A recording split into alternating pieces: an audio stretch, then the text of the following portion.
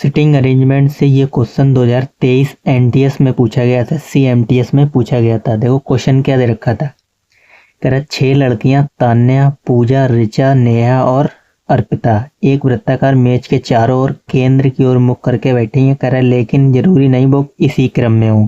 ठीक, देखो 6 लोग हैं, एक वृत्ताकार केंद्र मतलब मेज पर बैठे हैं। कहाँ पे? केंद्र की ओर मुख करके। 1 2 3 4 5 6। अच्छा, मुख अगर केंद्र की ओर है तो इसका ये वाला कौन सा भाग होगा? ये वाला जो होगा वो दायां होगा। ठीक, ऐसे ही इसका भी मुख केंद्र की ओर है तो इसका ये वाला भाग दायां होगा। ठीक, तो जिसका दायां होगा उधर आप बिंदी रख लो, इससे आपको क्वेश्चन करने में आसानी रहेगी।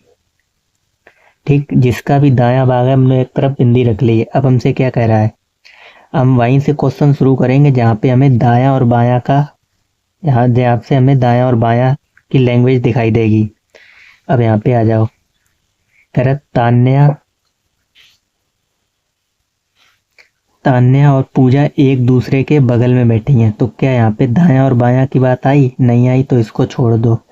नेहा और निशा एक दूसरे के बगल में बैठी हैं, यहाँ पे भी कहीं दाएं और बाएं की बात दिखाई दी? नहीं दिखाई दी, इसको भी छोड़ दो।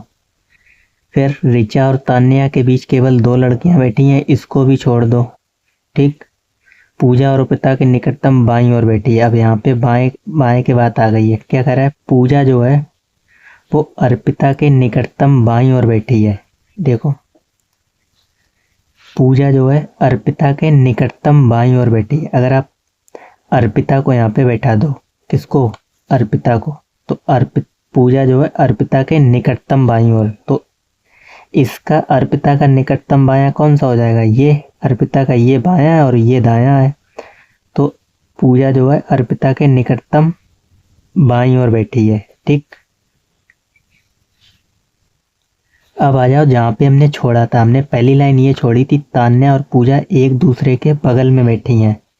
तान्या और पूजा, अगर पूजा यहाँ पे है तो इसके बगल में तो ही होगी तान्या यहाँ पे। ठीक, क्योंकि इसके बगल में यहाँ पे तो अर्पिता है, इसको हम इधर बैठा नहीं सकते, तो तान्या यहाँ पे आ जाएगी। ठीक, आगे आ जाओ, नेहा और निशा एक दूसरे के बगल में बैठी हैं। इसको अभी फिलहाल को इस लाइन को छोड़ दो, क्योंकि हमें यहाँ पे कहीं भी कॉमन में नहीं मिल रहा है। नेहा और निशा कहीं मिल रहे हैं? नहीं मिल रहे हैं। इसमें आ जाओ, ऋचा और तान्या के बीच केवल 2 लड़कियां हैं। ऋचा और तान्या के बीच केवल 2 लड़कियां हैं। अच्छा, तान्या यहाँ पे है और तो ऋचा को हमें कहाँ पे बैठाना पड़ेगा? इनके बीच केवल 2 ही लड़कियां हैं, तो ऋचा को यहाँ पे बैठा दो। इधर से भी 2 लड़कियां हो जाएंगी और इधर से भी 2 लड़कियां हो जाएंगी। हमसे यही कह रहा है, ऋचा और तान्या के बीच केवल 2 लड़कियां बैठी हैं, तो ऋचा और तान्या के बीच केवल 2 लड़कियां। ठीक, इधर से भी उधर से भी 2 हो जाएंगी, इधर से भी देख लो आप। ठीक, यहाँ पे कह रहा है नेक्स्ट आ जाओ, नेहा जो है तान्या के बगल में नहीं बैठी है, तो तान्या के बगल में यहाँ पे नेहा नहीं आ सकती। ठीक, तो नेहा को हम यहाँ पे बैठा सकते हैं, बिल्कुल बैठा सकते हैं। हमसे ये कह रहा है नेहा जो है वो तान्या के बगल में नहीं होनी चाहिए, तो नेहा यहाँ पे आ जाएगी।